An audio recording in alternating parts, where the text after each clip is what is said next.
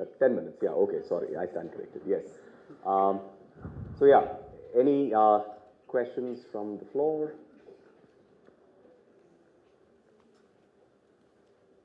Yeah, sure, sir. Can we get a mic to him, please? Yeah.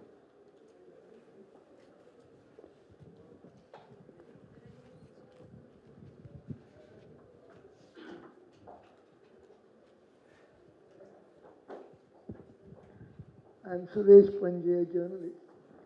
I wish to know from Mr. Menon, sir, what will be the impact of China being an observer in our SARC?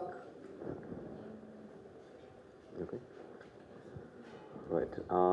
Yeah, You want to we have a, collect? yeah, I think we can just collect a couple of questions so that the lady here.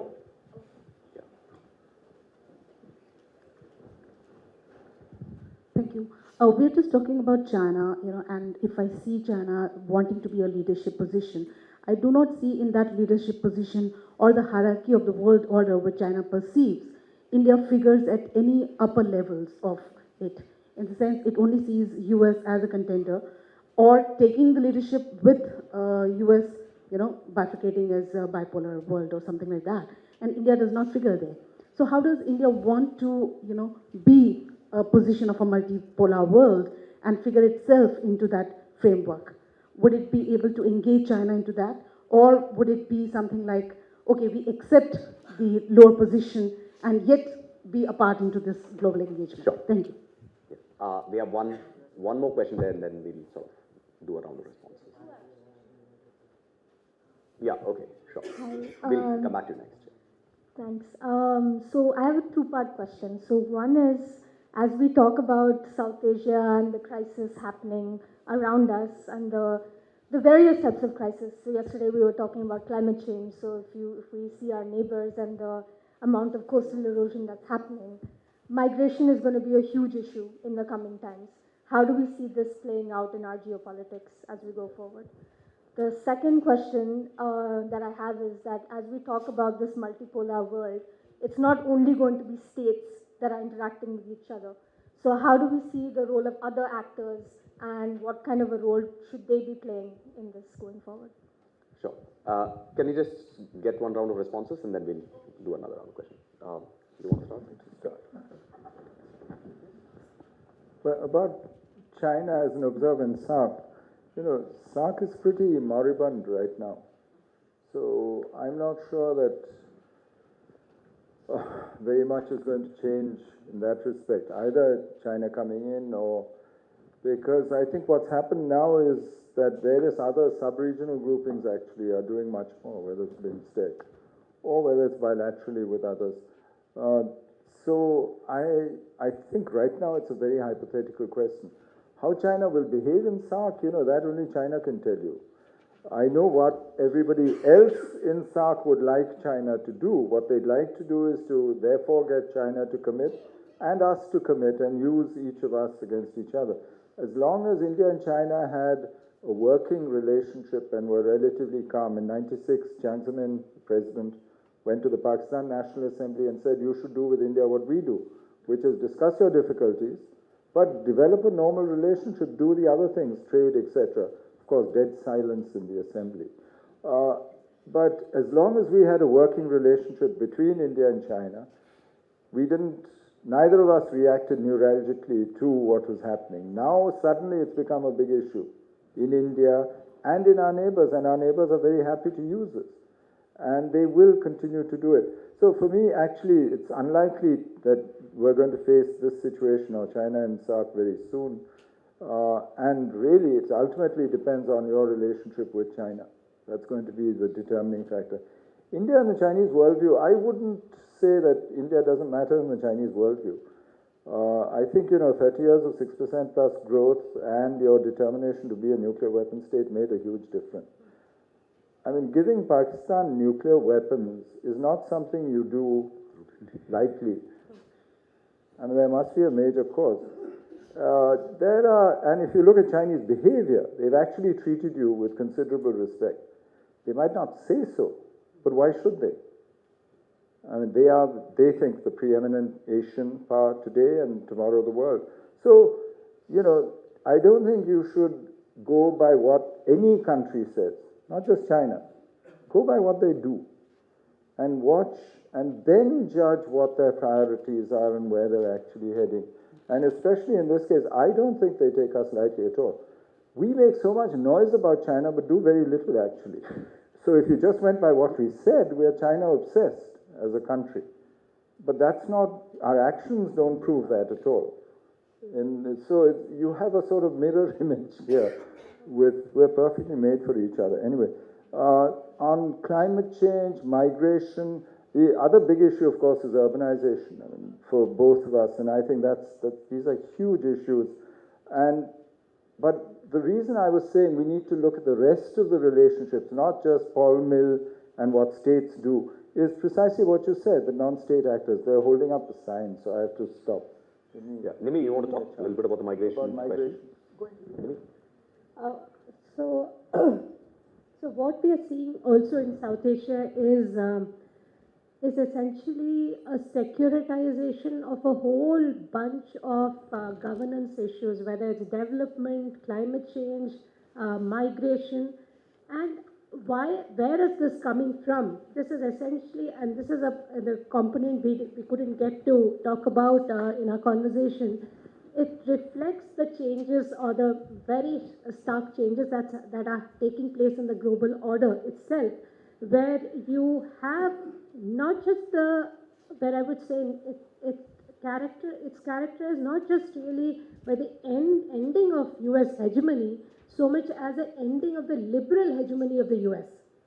And it's the change in the liberal component that is actually key to understanding the changes in the global order. And to the extent that it constricts or impinges upon the regional order, the entire ecosystem is affected. So all of this, this entire thing about institutional stamina, all of that then takes a back seat because there's very little interest in investing in regional public goods, whether it's at the global level or at the regional level. Okay, we had a couple of questions there, so we'll take two questions. Yeah, it's for you to sort of demonstrate your and here and then second, yeah.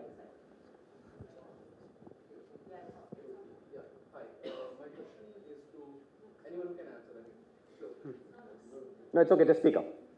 We can hear you. India has been called like an emerging power for quite some time, and in the presentation there's a mention of India aspiring to be a hegemon in the region. So what kind of power India actually is? Because in some of the writings we have seen India being called the middle power as well as an emerging power. So how do one describe India's power in the international system? Yeah, sure. And last question from Sekat. Yeah. Thank you, Srinath. My question is to Ambassador Menon. Yesterday at a panel, one of the speakers spoke about how the Chinese economy and the investments that the Chinese are making has not really crossed their boundaries, and whatever it has crossed is in a very limited sphere, unlike, say, the American economy or American investments. Keeping that in mind, we are also looking at industrialization 4.0, where we are moving away from manufacturing to a technology-based economy, which is also AI, automation, etc. So in a situation like this, where do you think India, because India's manufacturing is not very good, and you've made a correlation between economic strength and therefore national and geopolitical strength. So where does India should place itself within this complex situation, and what would be your prescription for India to navigate between, say, Industry 3.0 and 4.0? Thank you. Yeah, sure. About how to characterize India, I think Indira Gandhi said it right, that we're a different power. That's it. I don't think you can say more than that, because there's nobody else quite like us. Whether in terms of the number of poor people, our own domestic preoccupations, and yet the influence that we wield abroad, the sheer weight that we have in the international system, which has grown so rapidly, which is why people... Now, the trouble is people call you rising power and give you all these grand titles in order to get you to do what they want, most of the time. So I don't think we should let that get to our head or swell our heads up. We need to think for ourselves and figure out what's actually in our interest. And frankly, our neighborhood is in our interest. I mean, a peaceful, prosperous neighborhood is actually in our interest. And that's what we should be working for first, apart from what we do at home. But Saikat has a huge question. I don't think it's true anymore that, China's not extended beyond her 18th century borders in terms of investment. I mean, just in 2015-16, $1 trillion went out, and they had to impose capital controls and so on. And if you look at it in terms of Chinese people abroad, tourism, I think today, and the popularity of Wolf Warrior 2 in China, I mean, it shows you that the Chinese don't think anymore of being limited within their borders, and certainly that's no longer true. So for me now, actually, it's from the Chinese. I don't see China operating purely within her nation-state boundaries. If anything, she's making them completely porous with Belt and Road, with these major attempts to, and now military bases abroad as well. So if you look at it as over the last 5 years, certainly, this is a very different set of behaviors. Nimi said, I think, and rightly, it seems to me China's in a hurry. The demography doesn't work for her. If her economy reverts to mean, the world is reacting, the neighborhood, etc. So, and all of us have this threat of what you said, the big revolutions, energy, digital manufacturing, artificial intelligence, and we can foresee that the world is going to change fundamentally, but we don't know how it's going to go. And frankly, none of us is ready for it. And we're not driving this change. Not India, not China, not anyone. So what are we doing? We try and, increase our policy options in every sphere. And we try and see that we're prepared for that change. So we look for bits and pieces. The Chinese have made their bets. They've chosen AI. They've chosen 4 or 5 technologies, and they've listed them, 6 actually. Listed them, they've said what they want to be, and they've said where they want to be in the world by 2025, by 2030 for each of them. We haven't quite done that yet. I don't know which method works, because their method can lead to spectacular success, it can lead to spectacular failure. You can fall on your face. We, with muddling along, and trying a bit of everything, if we can find things that work in our situation, but don't ask me to predict, please, something so difficult, or to prescribe exactly where we should be going. Well, thank you, sir. Zorawar, do you want to sort of? Yeah. Any last thoughts? So, if I had to sort of outline 3 possible roles that India can play simultaneously, would be pursue a sort of a developmental role in the neighborhood, promote a balance of power in this Eurasian Indo-Pacific space, and simultaneously contribute to stabilizing those parts of world order that are under stress. So can you do all 3 together? I think it can work because there's some harmony in all 3. Because so the concept of having single dominant role conception no longer plays out. So you're playing multiple roles at the same time. There might be tensions between some of these choices. So if you're going to do a developmental role in the neighborhood, can you be balancing some of the actors who are suppliers of capital? So making those trade-offs choices is going to be up to the practitioners, but I think you can play multiple roles and it can work. Yeah, sure. No, thanks. When the question was asked about what kind of a power, I was just reminded Ambassador Shyam Saran is sitting here. In one of the first columns he wrote after he stepped down from government, he called India a premature power, saying that, it's a paradox that you are seen as this very important power, but you're such a poor country. And, it's exactly what you were saying. So I think, not just today's presentation, but even what we did earlier in the day bears out that insight. And I'd highly recommend that those of you who are here, please do stay back. We have a plenary session which Ambassador Saran will be moderating. So we'll continue the discussion there. But in the meantime, thank you, sir. Thank you, Nimi, Zorawar, and thank you all for being here.